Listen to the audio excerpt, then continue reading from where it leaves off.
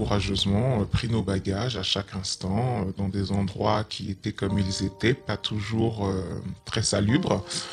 Mais c'est une trahison, c'est-à-dire qu'on ne peut pas faire confiance au principal élu de la ville. Sauf que moi, ce que j'ai vu, c'est le confort de mon fils, un peu plus d'intimité, d'hygiène aussi, et une proximité par rapport à mon emploi et faire en sorte de retrouver un équilibre familial surtout. Voilà, au bout d'un moment, à force de pousser toutes les portes, eh bien, on finit par y arriver. Bonjour madame, il y a un peu plus d'un an maintenant, vous avez été mise à la rue avec votre enfant de 8 ans suite à des violences intrafamiliales. Nous vous avons accompagné pour tenter de trouver une solution d'urgence, puis une solution pérenne à votre relogement, afin que vous ne soyez pas confronté avec votre fils au danger de la rue. Une solidarité de quelques élus de la ville de Sevran, aussi bien de la majorité que de l'opposition, s'était mise en place à l'époque, jusqu'à ce que le maire de la ville de Sevran, M. Stéphane Blanchet, envoie un courrier officiel au préfet de l'époque, M. Leclerc, le préfet de la Seine-Saint-Denis. Il affirmait dans ce courrier ne pas avoir de solution d'hébergement à vous proposer. Un an plus tard, aujourd'hui en avril 2022, de l'eau a coulé sous les ponts, votre situation a évolué et nous avons souhaité recueillir une nouvelle fois votre témoignage pour partager à l'ensemble de nos concitoyens votre expérience, les difficultés que vous avez rencontrées, les moments de peine, mais également aujourd'hui des moments un peu plus de joie et de bonheur. Pouvez-vous nous raconter ce qui s'est passé depuis le 16 mars 2021, date à laquelle nous avons posté la dernière vidéo concernant votre situation, s'il vous plaît? Eh bien, on a été pris en charge par le 115. Donc, on a été baladé par Monts et par Vaux pendant plusieurs mois. Ça a duré jusqu'à l'été dernier. Et ensuite, on a été stabilisé sur un hôtel social à plus de 2h30 de Paris. Donc, pour les démarches, c'était pas très simple. Mais voilà, au moins, on avait un endroit où dormir. Du moins, poser nos affaires surtout. Et cette prise en charge par le 115, elle a été difficile, elle a été facilitée aussi par le biais de certaines connexions à travers le réseau qu'on a pu mettre en place. Est-ce que vous pensez que sans cette connexion, sans ce réseau qu'on a essayé de déployer pour vous permettre d'être prise en charge par le 115, les choses auraient pu être plus longues? Bien sûr, bien sûr. Moi, j'ai eu la chance d'être encadré. On a été pris en charge parce que on est arrivé à l'hôpital Robert Ballanger presque à minuit, qu'il y avait la maraude de la Croix-Rouge et que la maraude a trouvé que c'était un cas extrêmement urgent vu qu'il y avait mon fils de 8 ans à la rue, que c'était pas possible de nous laisser dehors une nuit de plus. Et c'est grâce justement à l'intervention de cette maraude de la Croix-Rouge qu'on a été pris en charge immédiatement dans les 2-3 jours qui ont suivi. Après la prise en charge, l'aide, la mise en place de la solidarité qui a fait en sorte que pendant 2-3 jours, on n'était pas dehors. Alors premièrement, il y a eu 3 nuitées payées par le CCAS dans un hôtel social. Ensuite, ça s'est arrêté et là, il y a des personnes qui ont pris le relais, notamment des élus de la ville de Sevran qui ont, par solidarité, décidé de payer quelques nuits d'hôtel supplémentaires jusqu'à ce que le 115 vous prenne en charge. Exactement. Et donc après, c'était la maraude de la Croix-Rouge. À partir de là, la prise en charge a été validée et dès 2-3 jours après, on a été pris en charge. Et donc là, comme vous le disiez tout à l'heure, on vous a attribué quelques nuitées dans un hôtel. 3 jours après, on vous demande de changer d'hôtel. Et ça, pendant une certaine période, c'était un changement d'hôtel tous les 3-4 jours à peu près. 3-4 jours pendant clairement 4 mois jusqu'en juin. Début juillet. Donc, pas de possibilité d'avoir une réelle stabilité. Heureusement, je faisais l'école à mon fils. Donc, ça nous a permis de tenir au niveau scolaire. Ce qui était un bénéfice d'être toujours ensemble. Et donc on a courageusement pris nos bagages à chaque instant dans des endroits qui étaient comme ils étaient, pas toujours très salubres. On a rencontré un peu de tout en termes d'hygiène et de petits habitants comme les cafards.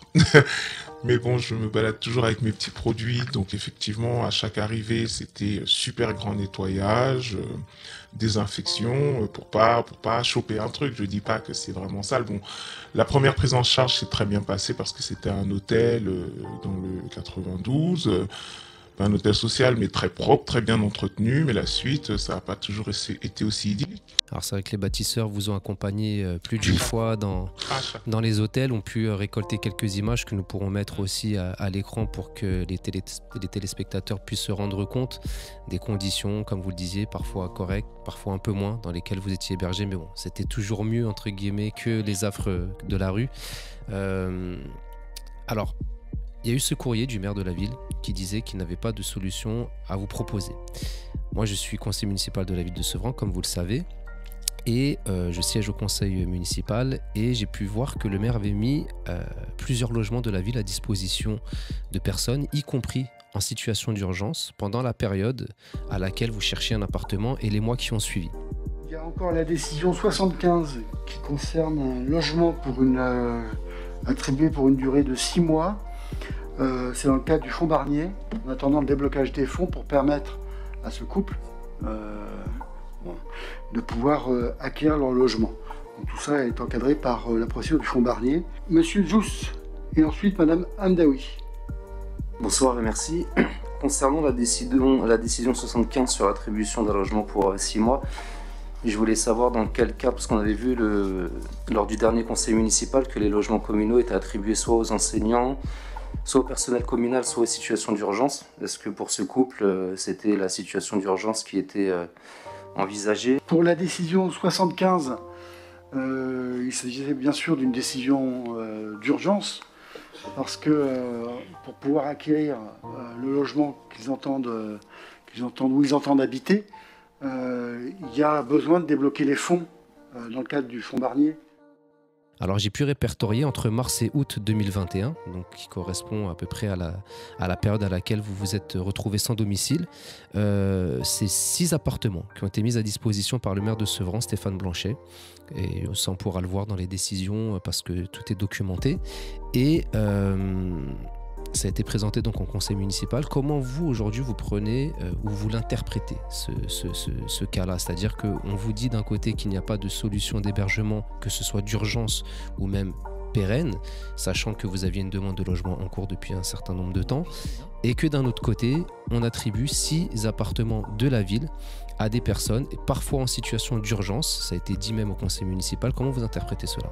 C'est une trahison, c'est-à-dire qu'on ne peut pas faire confiance au principal élu de la ville en termes de sécurité quand on est une personne, surtout une femme seule avec un enfant. Voilà, c'est une trahison, et puis on se retrouve livré à nous-mêmes, et heureusement qu'il y a certains élus comme vous et d'autres qui se sont manifestés, mais le principal responsable décisionnaire, et c'est pas faute d'avoir été rendre visite plusieurs fois aux responsables du logement, avoir fait appel à leurs différentes équipes, et à entendre toujours le même discours, malgré ma demande de logement et mon DALO, rien à faire, non, il n'y a rien, et voilà, là vous prouvez qu'effectivement, il y a 2 vitesses. Alors après, il y a eu cette période de un peu plus de stabilité, même si c'était très loin de l'endroit où vous viviez à Sevran. Donc ce qui fait que les bâtisseurs ont pu vous mettre à disposition aussi leur réseau sur la ville d'Aubervilliers, pour avoir un suivi social de meilleure qualité que celui que vous aviez sur la ville de Sevran. Une famille a même pu vous accueillir de temps en temps pour quelques nuitées afin de vous éviter quelques allers-retours entre le logement social dans lequel vous étiez hébergé et le lieu de votre travail, parce que vous avez bien heureusement pu trouver un travail ensuite sur la ville d'Aubervilliers aussi. Comment vous avez vécu donc cette période, à savoir que donc, vous étiez logé très loin, vous travaillez sur la ville d'Aubervilliers, mais vous l'avez accepté pour pouvoir vous sortir de cette situation, ne pas rester les bras croisés, sachant que votre enfant, du coup, vous l'avez aussi scolarisé à Aubervilliers. Ça fait beaucoup d'allers-retours, beaucoup de chemin, même pour lui. Comment il a vécu cette période? C'est extrêmement difficile, surtout pour lui, de se lever à 5 h du matin, de prendre les transports en commun, d'être tributaire d'absolument tout. On sait très bien que les transports ne sont pas toujours à l'heure. Donc c'est manger sur le pouce en chemin, c'est faire des trajets incroyables le matin, incroyables le soir. Donc ça rallonge le temps d'activité, ça raccourcit le temps de repos. C'est un petit enfant, il a 8-9 ans. À cet âge-là, on ne fait pas tout ça de trajet. Alors aujourd'hui, la bonne nouvelle, c'est que vous êtes dans votre appartement, qui vous a été attribué dans un cadre un peu particulier, parce que c'est une convention, on va dire, temporaire, sur 18 mois renouvelable. Est-ce que vous pouvez nous expliquer un petit peu comment ça s'est fait, comment ça s'est matérialisé, et dans quel dispositif aujourd'hui vous êtes? Alors, suite à ma prise en charge par le CCAS de la ville d'Aubervilliers, j'ai rencontré une assistante sociale, comme quoi elles ne sont pas toutes si inefficaces que ça, parce qu'elle a été relativement à l'écoute et active. A pris mon dossier en charge avec toutes les informations que j'ai pu lui fournir, en temps et en heure surtout.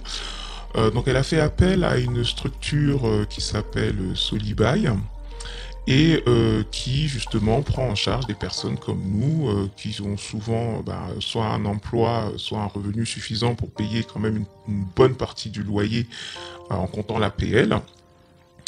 Et donc suite à cela, on m'a informé qu'effectivement si je voulais rentrer dans le cursus, en sortant du 115, je perdais tous mes droits par rapport au 115 dans un relogement prioritaire et compagnie. Sauf que moi, ce que j'ai vu, c'est le confort de mon fils, un peu plus d'intimité, d'hygiène aussi, et une proximité par rapport à mon emploi et faire en sorte de retrouver un équilibre familial surtout. Alors vous êtes actuellement à Saint-Denis. Oui. Et autre bonne nouvelle, vous avez fait une demande de logement, une nouvelle dans un autre cadre aussi qui visiblement est passé en commission d'attribution, qui vous a été favorable. Donc logiquement, vous devriez avoir un logement à vous sans bail avec une deadline entre guillemets, c'est-à-dire de façon pérenne. Vous pouvez le confirmer, nous dire que c'est bien ça qui s'est déroulé, de quelle manière encore ? Oui, alors j'ai fait comme tout le monde, hein. J'ai été souvent renouvelé ma demande. D'ailleurs, ma demande a été renouvelée directement en mairie d'Aubervilliers. Je crois que c'est ce qui a favorisé la demande parce que c'était l'OPH d'Aubervilliers directement qui était sollicité. Et le fait que je passe par... c'est un site du logement social, mais avec des particularités, qui fait que quand j'ai trouvé un logement sur Aubervilliers, que j'en ai fait la demande de participer, parce qu'on est plusieurs, hein, c'est comme une loterie, on est plusieurs à postuler sur cette demande d'appartement là, hein, spécifique.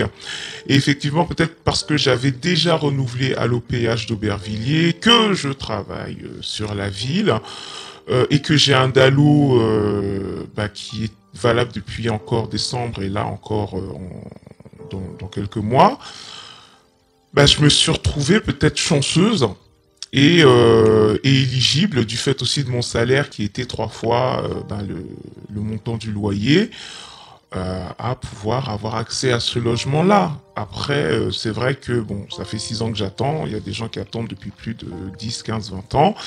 Bon, je pense que j'ai suffisamment croisé les doigts, qu'on a bien prié pour nous et que au bout d'un moment, à force de pousser toutes les portes, on finit par y arriver. C'est un peu le parcours du combattant quand même. Un peu beaucoup.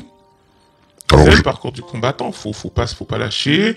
Faut insister. Faut solliciter. Enfin, faut savoir que moi, j'ai aussi sollicité pratiquement toutes les mairies du 93 en envoyant des mails, en envoyant des courriers, des représentants du conseil général, du conseil régional. J'ai frappé à toutes les portes. J'ai pas lâché le morceau, j'ai dit un maximum de personnes doivent savoir qu'on est dans cette situation. Si le maire de la ville d'où on vient, où on a été actif au niveau associatif, au niveau politique même, on est en danger, on n'est pas pris en compte, je pense que le reste des responsables qui sont au-dessus doivent le savoir. On vous a senti très fort tout au long de cette période, très digne. Je suppose qu'aujourd'hui vous devez être soulagé, mais comment vous avez vécu toute cette période d'épreuve? Avec du recul, c'est-à-dire qu'à un moment donné, quand on est dans l'urgence, parce que c'est le cas, c'est comme un alpiniste qui doit pas lâcher sa corde, qui doit faire en sorte de sécuriser chaque rivet. Donc j'ai planté des rivets et on a monté cette montagne tous ensemble. Et heureusement, j'avais pas mal de support de sécurité, les bâtisseurs, certains élus, d'autres familles qui sont devenues des familles de cœur aussi. Donc je remercie vraiment toutes ces personnes d'avoir eu cette inclinaison à la solidarité et de m'avoir permis de rester, comme vous dites, forte, parce que j'étais pas forte toute seule. Donc ça encourage. et de voir que mon fils était aussi le plus costaud dans tout ça.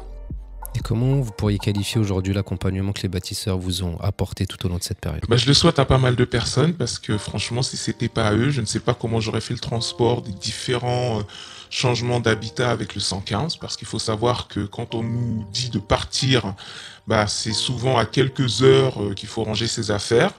On est à des distances incroyables d'une location, enfin du moins d'un logis à l'autre. Donc on change de ville, ce sont des cinquantaines de kilomètres qui se font avec tous les bagages. Et quand on n'est pas véhiculé, je vous souhaite bien du courage.